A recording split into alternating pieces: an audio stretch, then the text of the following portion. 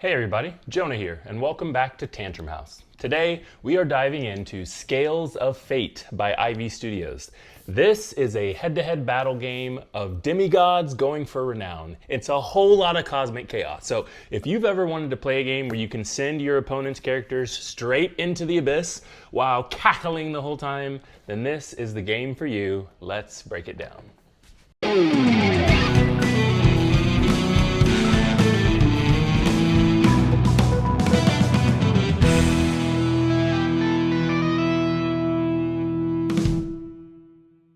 All right, let's get this divine showdown started. Setup is pretty straightforward, which is always a big win in my book.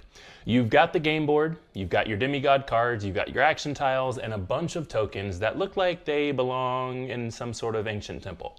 So first, shuffle those age cards and select one age card for each age, 1, 2, 3, and then lay out the age 1 card face up. Then follow the card to set up your quest tokens. Some are normal, some are special with red backs, but all of them are out to influence your plans.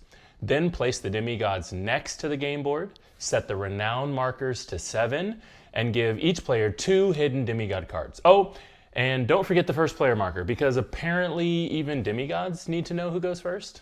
And pro tip, if you're playing with someone who takes forever to set up, just remind them that the faster you get the game set up so you can start, the faster you can crush them. I'm just saying. So now let's talk gameplay.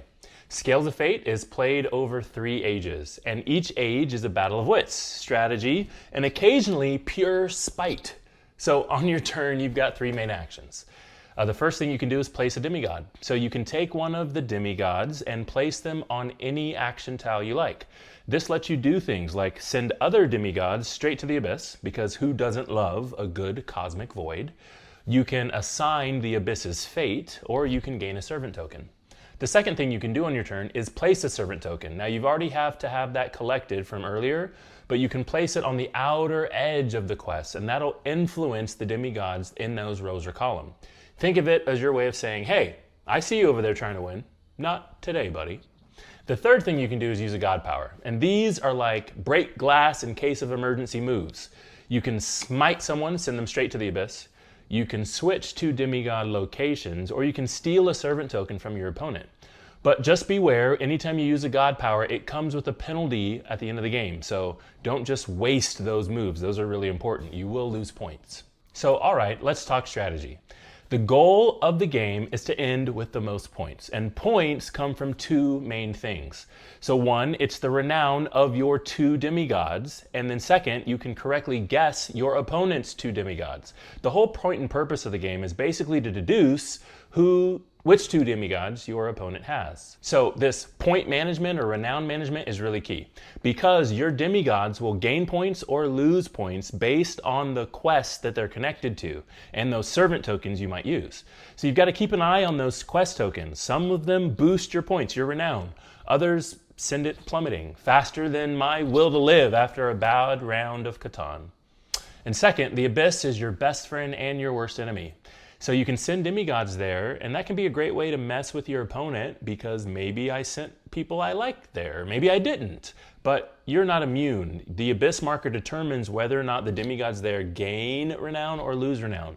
And you might send people there and then they lose renown and they don't gain it, and that's not what you wanted, and it's a whole thing. And finally, I'd say that placing servants is really the secret weapon, because you can place them really strategically where they swing the points of multiple demigods at once. Penance servants target Scorpion quests, Vesper servants target the Feather quests, and Hadria's servants are a bit more flexible. You can use them to boost your own demigods, sabotage your opponents, or at least try to. And of course, pro tip, if you're feeling really sneaky, then this game is all about setting your opponent up to think that these couple of demigods you really want to influence, when the whole time it was the other 2 or a different 2 that you were interested in, right? You got to set them up to be wrong. This is a deduction game. So what's the verdict on Scales of Fate? If you're into head-to-head strategy games with a humongous amount, healthy dose of deduction, then this game is a winner. The components are gorgeous, of course, but isn't everything that IV Studios puts out? The gameplay is tight, and the abyss mechanic adds just the right amount of, oh no, what have I done? Or, oh yes, what have you done for me? But anyway, that's it for today's video. If you've already played Scales of Fate, let me know in the comments. Or if you've played another one of Ivy Studios' games, let me know. And my question is, what's going to be your favorite way to mess with your opponents? And if you have not played it yet, then you've absolutely got to check this game out.